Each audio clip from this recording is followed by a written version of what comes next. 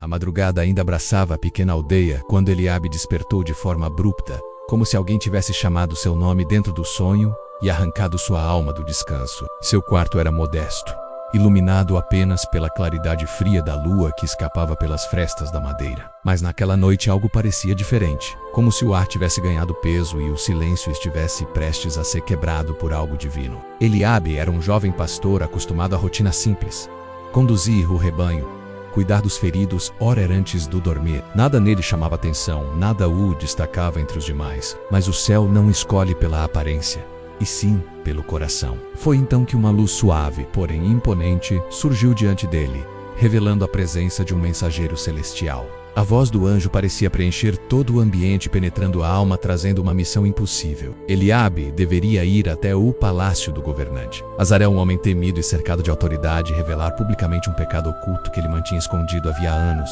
Um pecado que estava prestes a desencadear destruição sobre toda a região. O coração do pastor se apertou, seus pensamentos se embaralharam e o medo tomou conta de suas mãos trêmulas. Como um simples pastor ousaria enfrentar o homem mais poderoso da terra? Como alguém tão pequeno poderia carregar tamanha responsabilidade? Mas a ordem era clara, incontestável, inegociável. Eliabe apenas abaixou a cabeça, sentindo o peso de uma obediência que custaria tudo, e aceitou o chamado que mudaria para sempre o destino do seu povo. Antes que o sol surgisse no horizonte, Eliabe já caminhava com passos firmes. Embora o coração batesse como um tambor de guerra dentro do peito, a paisagem à sua volta parecia diferente, como se cada pedra e cada árvore observasse sua jornada silenciosa, reconhecendo a gravidade do que estava prestes a acontecer. O caminho até o palácio era longo, percorrido raramente pelos pobres e simples, pois aquela fortaleza não era lugar para homens comuns. O palácio de Azarel surgia distante como um gigante de pedra,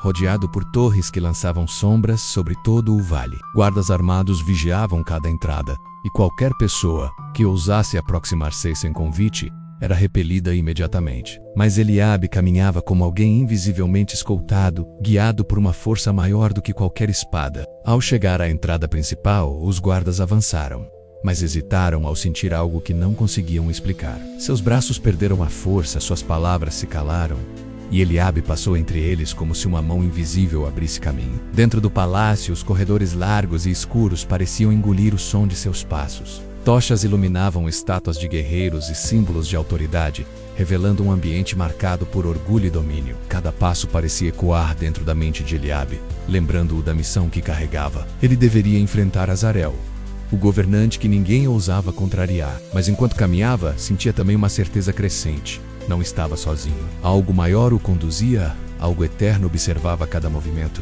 E com essa certeza, continuou avançando pelo labirinto de pedra que o levaria ao salão do trono. Quando Eliabe entrou no grande salão, o ar pareceu mudar instantaneamente, pesado como tempestade prestes a desabar. Azarel estava sentado em seu trono elevado, cercado por conselheiros silenciosos e guardas que observavam cada detalhe. O governante era um homem imponente, de olhar penetrante e presença autoritária, acostumado a ser obedecido sem questionamentos. Ao ver Eliabe entrar sem permissão, seus olhos se estreitaram, e sua voz ecoou pelo salão como lâmina afiada, exigindo explicações. Mas antes que pudesse ordenar que retirassem o intruso à força, Eliabe abriu a boca e pronunciou palavras que apenas Deus poderia revelar. Ele descreveu o pacto secreto que Azarel fizera com povos estrangeiros, o ídolo pagão escondido dentro dos aposentos reais, e a maldição silenciosa que se aproximava como fumaça venenosa prestes a sufocar toda a região. Cada palavra atingia o governante como flecha certeira, revelando verdades que ele acreditava estarem enterradas para sempre. Os conselheiros se entreolharam, confusos e aterrorizados. Os guardas, antes confiantes, agora estavam imóveis como estátuas. Azarel tentou argumentar, mas sua voz falhou. O medo tomou conta de seus olhos, e o silêncio que se seguiu pareceu congelar o tempo. Eliabe, apesar do tremor interno, permaneceu firme, porque sabia que naquele momento não era ele quem falava, mas o próprio Deus através de sua coragem. A revelação havia sido feita.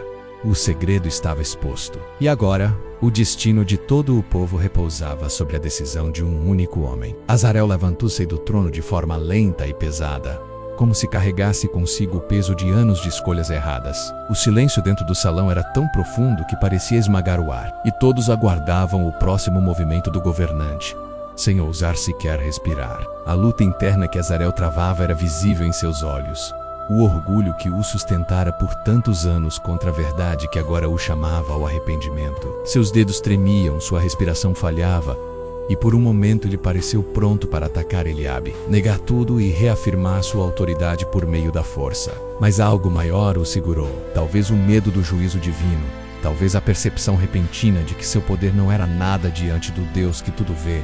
Em um gesto inesperado, Azarel caiu de joelhos no chão frio de pedra, deixando que a coroa escorregasse de sua cabeça e ressoasse pelo salão como um chamado à humildade, com lágrimas que misturavam vergonha e libertação. Confessou seu pecado diante de todos e ordenou que o ídolo fosse destruído imediatamente. Um vento suave percorreu o ambiente, dissipando a sensação pesada que dominava o espaço, como se a presença divina restaurasse cada canto daquele lugar. Eliabe sentiu um profundo alívio ao perceber que sua missão havia sido cumprida.